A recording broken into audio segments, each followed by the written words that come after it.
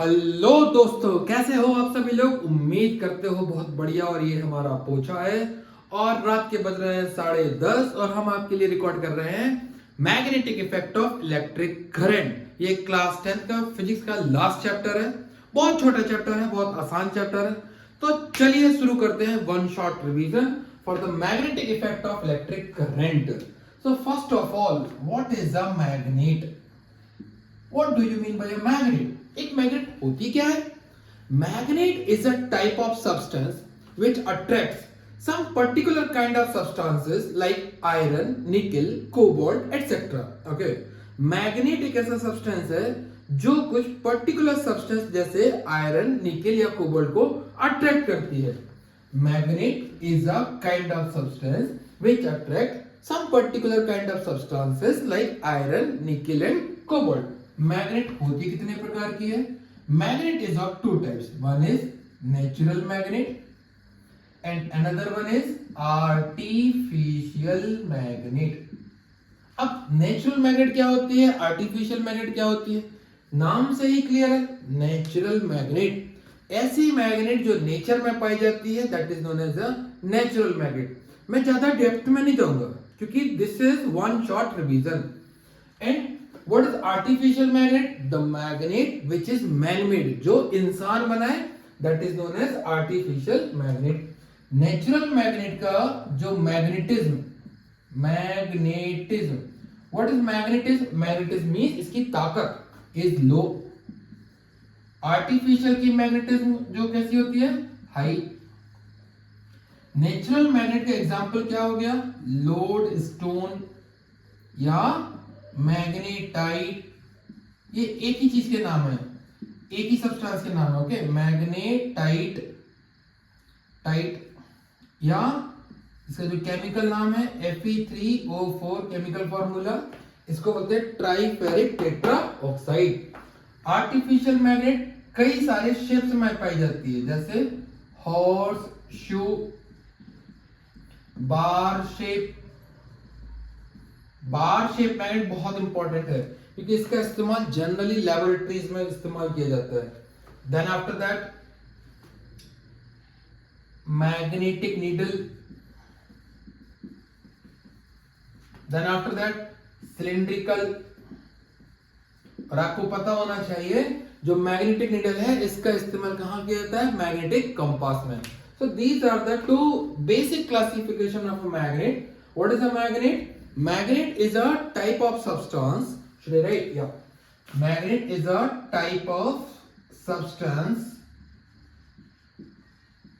which attracts particular metals like iron, nickel and cobalt. ठीक है। What is a magnet? Magnet is a type of substance which attracts particular metals like iron, nickel and cobalt. Magnet is of two types: natural magnet, artificial magnet. Natural magnet, magnetism is low. इसके example क्या है? Lodestone, magnetite और इसको बोलते हैं Fe3O4। Chemical name triferric tetra oxide. Artificial magnet, इसका magnetism high होगा। इसके वेरियस शेप्स होते हैं जैसे कि horseshoe, bar shape, magnetic needle and the cylindrical. Okay, चलो अब बढ़ते हैं आगे।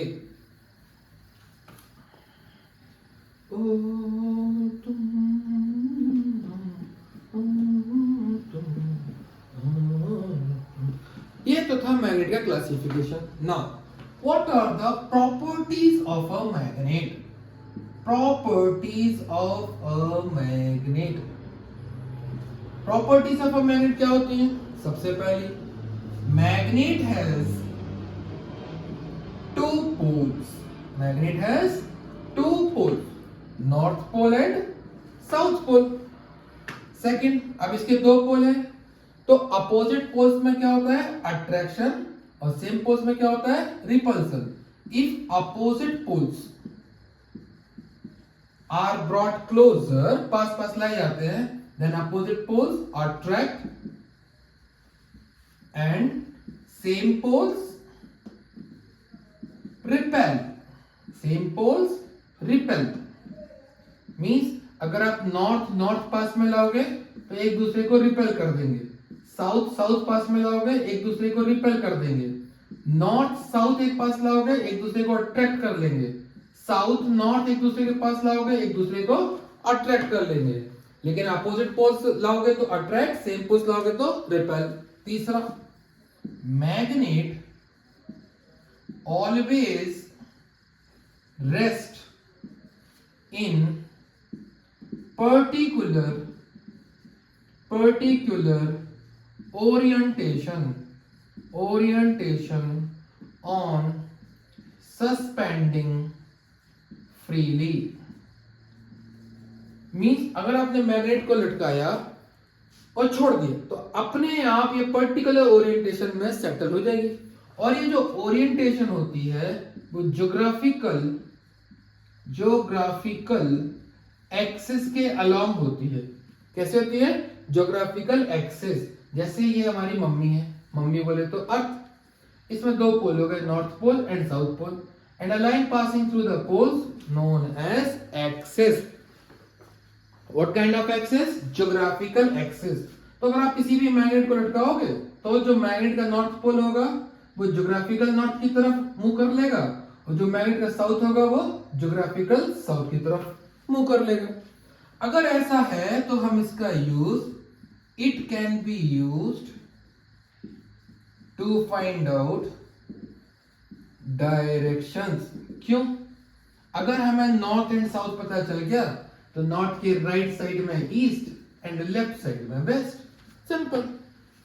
Fifth property, magnet particular substance को अट्रैक्ट करती है, जैसे आयरन, निकल, कोबाल्ट। तो जंक यार्ड्स, कबाड़ खाना, गार्बेज, कहीं पर भी अगर हमें मैग्नेटिक सब्सटेंस को अलग करना है तो हम मैग्नेट का इस्तेमाल कर सकते हैं। So these are the some basic properties of a magnet. चलो, next topic is magnetic field. What do you mean by magnetic field?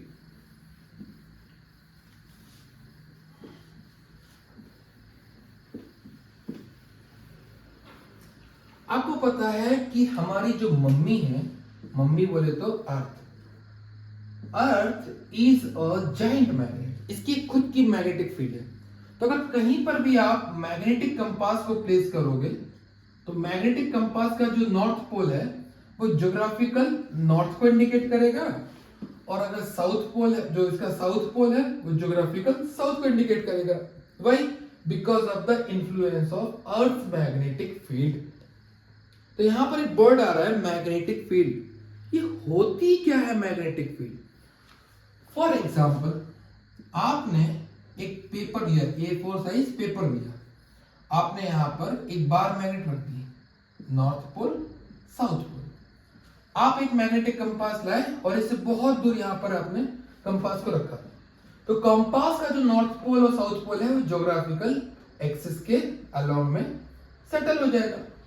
लेकिन जैसे ही आप मैग्नेट के पास लाओगे तो इसका जो ओरिएंटेशन है वो चेंज हो जाएगा, और ये जो चेंज इन ओरिएंटेशन है up to a certain region होगा। मींस इस मैग्नेट के चारों ओर एक इन्फ्लुएंस एरिया क्रिएट हो जाएगा, इन विच अगर आप छोटा सा मैग्नेटिक एलिमेंट रखोगे दैट विल बी इंटरैक्टेड। मतलब या तो वो इससे अट्रैक्ट हो जाएगा या इससे रिपेल हो जाएगा, इंटरैक्शन हो जाएगा। मींस इस मैग्नेट से वो मैग्नेटिक एलिमेंट इन्फ्लुएंस हो जाएगा। सो द एरिया और the region around a magnet in which if we place a small magnetic element and it gets influenced, that area or region is known as magnetic field. Magnetic field is represented by the symbol B. हमने इसके ऊपर arrow लगाया है। That means it's a vector quantity and the SI unit is Tesla. Tesla can be written as Weber per meter square, but हमें यहाँ पर केवल इतना जानना है, what is magnetic field? Magnetic field is the area or region around a magnet in which if you place a small magnetic element it gets influenced. Okay, जिस पर उसका प्रभाव पड़ेगा, जिस क्षेत्र में, जिस एरिया में उस छोटे से मैग्नेट एलिमेंट पर अगर इस मैग्नेट की वजह से प्रभाव पड़ रहा है, इन्फ्लुएंस हो रहा है, दैट एरिया, वो क्षेत्र, वो रीजन इस मैग्नेट की फील्ड कहलाएगी, which is known as magnetic field. Magnetic field is represented by the symbol B. अरे चुप हो जाओ यार, पढ़ा लेने दो. एंड इसके ऊपर हम एरो हेड लगाते हैं, इसका मतलब है ये वेक्टर क्वांटिटी है. और मैग्नेटिक फील्ड की एसआई यूनिट क्या होती है? टेस्ला. चलो, इस चैप्टर को करने के बाद इस चैप्टर से जितने भी क्वेश्चन पूछे गए हैं लास्ट ईयर में, वो सारे आपको करा दिए जाएंगे. अब इसके बाद जो नया टॉपिक आता है, that is known as magnetic field lines. भाई मैग्नेटिक फील्ड हमने पढ़ ली कि आखिर मैग्नेटिक फील्ड है क्या. So magnetic field is the area और region around a magnet in which a small magnetic element is influenced. छोटा क्यों? क्योंकि जो छोटा मैग्नेटिक एलिमेंट है उस बड़ी मैग्नेट की फील्ड को ओवरकम, मतलब उससे ज्यादा पावरफुल नहीं होगा और वो इन्फ्लुएंस हो जाएगा. ठीक है ना. अब बात आती है मैग्नेटिक फील्ड लाइन. मैंने शॉर्ट में लिखा, ये क्या होती है? What are the field lines? देखो, अगर आपके पास एक बार मैग्नेट है, अगर आप उसको रखो और उस पर आयरन फिलिंग मींस लोहे का चूरा, आयरन का पाउडर ऐसे छिड़क दो और फिर धीरे से उसको टैप करो किसी कार्डबोर्ड पर रखकर, तो आप देखोगे जो फिलिंग्स होगी वो बहुत ज्यादा चिपकेगी पोल्स के पास. और आप देखोगे मैग्नेट के चारों ओर तो इस तरह से बटरफ्लाई विंग्स की तरह से फॉर्मेशन क्रिएट होगी. आप देखोगे कि दो लाइनों के बीच में थोड़ा सा गैप भी होगा. ठीक है ना. इसका मतलब क्या है? जो मैग्नेटिक फील्ड है वो ऐसा नहीं है कि पूरी लेमिनार बेस्ड है, चारों तरफ है, लेकिन उसका एक पर्टिकुलर पैटर्न है. ठीक है ना. That pattern is represented by these lines of force, क्योंकि यहां पर मैग्नेटिक फोर्स काम कर रहा है. So these magnetic force lines which are representing the strength as well as the pattern. How they are representing the strength? आप देखो, यहां पर जो आयरन फिलिंग्स है वो कम पास में है और यहां पर देखो पोल्स पर बहुत ज्यादा पास में है. इसका मतलब यहां पर मैग्नेट ज्यादा पावरफुल है और इस एरिया में मैग्नेट कम पावरफुल है. एज वेल एज आप देखोगे कि मैग्नेटिक फील्ड लाइंस यहां पर कर्व फॉर्म में है और यहां पर आप देखोगे फील्ड लाइंस पूरी की पूरी जो चूरा है, आयरन का पाउडर है, वो इसके ऊपर एक स्ट्रेट लाइन के फॉर्म में जमा है. That means these magnetic force lines are representing the strength as well as the pattern of the magnetic field. So these force lines are only known as magnetic field lines. Magnetic field lines are also known as magnetic force lines. और ये क्या बताती हैं? Relative strength as well as the pattern of the magnetic field. अब iron के powder से इनकी study करना थोड़ा सा टफ पड़ जाता है, इसीलिए इनकी जो मैपिंग की जाती है that is done with the help of a magnetic compass. अब कैसे की जाती है मैग्नेटिक कंपास से? आपको क्या करना है, एक A4 साइज पेपर ले लो, पेपर पे ड्रॉ करोगे, उस पर आप एक बार मैग्नेट रख दो. अब आपको पता है कि जो मैग्नेटिक कंपास है, मैग्नेटिक कंपास में जो एरो हेड होता है that is north and that is which is tail that is south. तो नॉर्थ से कौन अट्रैक्ट होगा? साउथ. और नॉर्थ से कौन दूर भागेगा? नॉर्थ. तो जैसे ही आप कंपास को आप नॉर्थ पोल के पास लाओगे तो कंपास कुछ इस तरह से अलाइन हो जाएगी. फिर आप इस पॉइंट पर लाओगे तो इस तरह से, इस तरह से, इस तरह से, इस तरह से, इस तरह से जाएगी. तो जो फील्ड लाइंस हैं जब आप खींचोगे with the help of magnetic compass, north से साउथ इस तरह से भागेगी in the form of curve and south to north इस तरह से स्ट्रेट जाएगी. बट ये कहीं पर भी ब्रेक नहीं होगी. तो जब बहुत सारी फील्ड लाइंस खींची गई तो ये पता लगा, ये देखा गया कि जो फील्ड लाइंस हैं वो कहीं पर भी ब्रेक नहीं हो रही हैं. तो यहां से पहली प्रॉपर्टी निकल कर आई, the magnetic field lines are the continuous closed curve. Continuous means लगातार ये कर्व चल रहा है, ये कहीं पर ब्रेक नहीं हो रहा है, बस बड़े होते जा रहे हैं जैसे जैसे दूर जाओ. दूसरा, two field lines will never intersect each other. आप देखोगे कहीं पर भी दो फील्ड लाइंस एक दूसरे को काटेंगे नहीं. तीसरा, outside the magnet field lines will run from north to south and inside south to north. चौथा, नियर द पोल्स आप देखोगे जो फील्ड लाइंस की डेंसिटी है वो सबसे ज्यादा है, और यहाँ पर जो बीच वाला हिस्सा है इक्वेटर रीजन, यहाँ पर जो फील्ड लाइंस है वो कम है। समझ में आया? और छठवां, किसी भी पॉइंट पर अगर आप कंपास रख दोगे तो कंपास का जो नॉर्थ पोल है इस पॉइंट के टेंजेंशियल अलाइन हो जाएगा, and this direction will represent the direction of magnetic field at the point. So these are the some properties of magnetic field lines. चलो फिर से रिवाइज कर लेते हैं। पहला क्या है? Magnetic field lines are the continuous closed curve. Second, outside field lines run north to south, inside south to north. तीसरा, never two field lines intersect each other. चौथा, near the pole crowd of the field lines is maximum, and in the equator region the field lines crowd is minimum. That means at the equator field is strongest, and in the equator region, at the poles, near the poles field is strongest, and in the equator region field is weakest. At any point if you draw the tangent, the direction of tangent drawn will represent the direction of magnetic field at the point. How to draw the tangent? उस point पर आपको compass रखना है। Compass का north pole जिस direction में indicate करे, in that direction only you have to draw the tangent. That is the way of finding the direction of magnetic field at any point. चलो next topic. Next topic is Oersted experiment. What was the Oersted? Hans Christian Oersted. In 1822, he performed one experiment. 1820 के पहले ऐसा माना जाता था कि electricity और magnetism में कोई रिलेशन नहीं है, बट ड्यूरिंग 1820 और इन 1820 हैंस क्रिस्टियन ऑयरस्टेड नाम का एक बंदा था।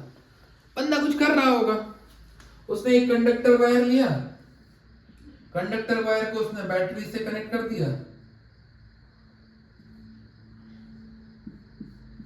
उसमें की लगा दी, बस की को उसने इंसर्ट कर दिया, करंट फ्लो होने लगा, बढ़िया।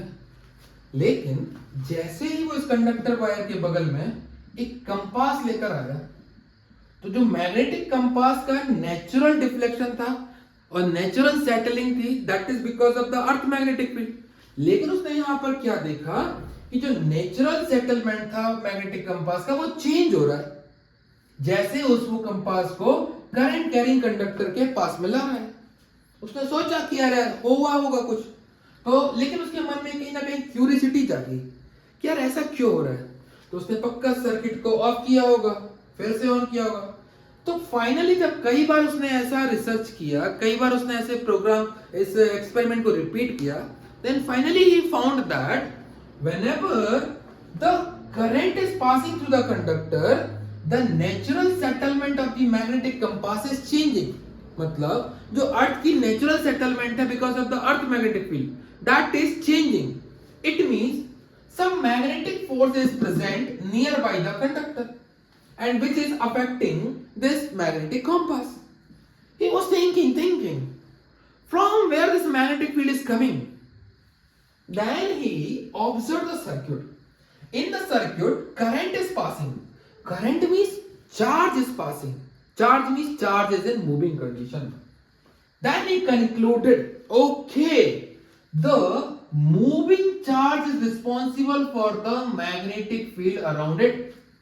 And this charge is passing through the conductor, and the flow of charge through the conductor in a given time is called electric current. Then he concluded finally that a current carrying conductor produces magnetic field around it, and actually in the current carrying conductor moving charge is responsible for the production of magnetic field. So from here the electricity and magnetism got related. They came into a relationship, and which is generally known as electromagnetism. This is the one more branch of physics. So in the chapter magnetic effect of electric current, basically we have to study how the magnetic field is produced due to a current carrying conductor. And this phenomenon was observed by H.C. Oersted in 1820 accidentally. Knowingly, he did not conclude that a current carrying conductor produces a magnetic field around it. He was doing something, but he formulated this thing, he observed this thing. So he calculated, he found, he discovered this phenomenon that a current carrying conductor produces magnetic field around it. So, the question is, okay, a current carrying conductor produces magnetic field around it. But what is the pattern? How it looks? Is it vertical? Is it horizontal? How it appears? That we don't know. So for that purpose, one experiment has been conducted, has been done. And it is given in your NCERT textbook as an activity as well. So what is that activity? You have to take a cardboard. आपको एक cardboard लेना है. ले लिया भैया. Cardboard ऐसे plane में लेना है, horizontal plane में. फिर इसके थ्रू परपेंडिकुलरली एक कंडक्टर वायर को पास करा देना है. करा दिया भैया. फिर इसको सेल या बैटरी से जोड़ देना है. जोड़ दिया. फिर की लगा दो. लगा दी. की को ऑन कर दो. की को इंसर्ट कर दो. जैसे ही की इंसर्ट होगी, भका भक चार्ज फ्लो होना शुरू हो जाएगा. And the flow of charge is called electric current. अब हमें ये चेक करना है कि मैग्नेटिक फील्ड प्रोड्यूस हुई या नहीं. तो उसके लिए क्या करना पड़ेगा? मैग्नेटिक कंपास लाओ, इसके बगल में रख दो. इसका नेचुरल सेटलमेंट जो कि अलोंग द ज्योग्राफिकल एक्सिस है उससे डिफरेंट है. इसका मतलब this current carrying conductor is producing the magnetic field around it. लेकिन कैसे पता लगाएं? क्या पैटर्न होता है? याद करो वो लोहे वाला, लोहे की चूरे वाला, आयरन फिलिंग्स वाला. बस वही करना है. आयरन फिलिंग्स लेनी है और कार्डबोर्ड पर छिड़क देनी है और थोड़ा सा कार्डबोर्ड को टैप करना है. जैसे आप कार्डबोर्ड टैप करोगे तो इस कंडक्टर वायर के चारों ओर इस तरह से रिंग्स तैयार हो जाएंगी. और ये जो रिंग्स होंगी वो कॉन्सेंट्रिक होंगी. कॉन्सेंट्रिक का मतलब वायर सेंटर में होगा और सारे सर्कल का सेंटर ये वायर ही होगा. That are known as concentric circular rings. एक चीज और, ये जो प्लेन है ये कंडक्टर के परपेंडिकुलर है. तो हमेशा याद रखना, जो करंट और मैग्नेटिक फील्ड के बीच में एंगल बनेगा that is always 90 degree. So what we are learning from this experiment, this activity? A current carrying conductor produces straight current carrying conductor produces magnetic field around it in the form of concentric circular rings, and these ring and the wire is at the center of the rings. मतलब what is the pattern of the magnetic field? Concentric circular rings. Where is the wire present? At the center. अब हम direction कैसे पता लगाएं? What is the direction of magnetic field at any point? Simple. कहीं पर भी compass रखो, जो नॉर्थ पोल की डायरेक्शन हो उसी डायरेक्शन में टेंजेंट खींच दो. So the tangent drawn at the circles at any point is known as the direction of magnetic field at the point. Then what are the factors which affect the magnetic field? और magnetic field हम कैसे पता लगाएंगे कि strong है या week है? तो जैसे जैसे आप वायर के नजदीक आओगे रिंग्स की डेंसिटी ज्यादा होगी. जैसे जैसे आप वायर से दूर जाओगे रिंग्स बड़ी बड़ी होती जाएंगी और दूर दूर होती जाएंगी. इसका मतलब क्या है? वायर के नजदीक मैग्नेटिक फील्ड ज्यादा है और वायर से दूर जाने पर मैग्नेटिक फील्ड कम हो रही है. It means magnetic field is inversely proportional to the distance from the wire. आप वायर से जितना दूर जाते जाओगे फील्ड उतनी ही कम होती जाएगी. दूसरा, अगर आप इसमें करंट बढ़ा दोगे, I से 2I कर दोगे, देन ये रिंग्स बढ़ जाएंगी और ज्यादा दूर तक होंगी. It means magnetic field is directly proportional to the magnitude of current. So there are two factors which affect the strength of the magnetic field. One is the distance from the wire and one is the current. On the current it is directly proportional, means current will increase, magnetic field will increase, current will decrease, magnetic field will decrease. And on the distance from the wire it is inversely proportional, means distance will decrease, magnetic field will increase, distance from the wire will increase, magnetic field will decrease. Now if you will reverse the direction of current, plus को minus, minus का plus हो जाए, then the direction of magnetic field will also change. So if they ask how we can change the direction of magnetic field, by changing the direction of current. How we can increase the magnetic field at any point? जब वो पूछे at any point, तब आप distance change नहीं कर सकते क्योंकि distance तो फिक्स हो गई. Then what do you have to do? You have to increase the current. Clear ना? अब देखो वन शॉट बना तो देंगे हम 1.5 आवर का, कोई दिक्कत नहीं है, लेकिन आपको भी देखने में दिक्कत होगी. तो मैं कोशिश करूंगा कि इस वन शॉट को मैं 3 पार्ट में बनाऊं. ठीक है, आज मैंने आपको ऑयस्टेड एक्सपेरिमेंट तक बताया है. अगले वीडियो में आपको right hand thumb rule, then after snow rule, then after solenoid, current carrying circular loop और फ्लेमिंग्स लेफ्ट हैंड रूल की जानकारी दूंगा. और जो नेक्स्ट पार्ट होगा उसमें household circuit, AC DC, fuse, MCB, overloading and short circuiting. 3 part में हम इस चैप्टर को खत्म करेंगे. और बाकी आप लोग पढ़ते रहिए, फीडबैक दीजिए कि आपको वीडियो कैसी लगी और इसमें क्या इंप्रूवमेंट चाहिए. Because I am a new teacher on the YouTube, I don't know where I am good, where I am bad. ठीक है, चलो बाय बाय.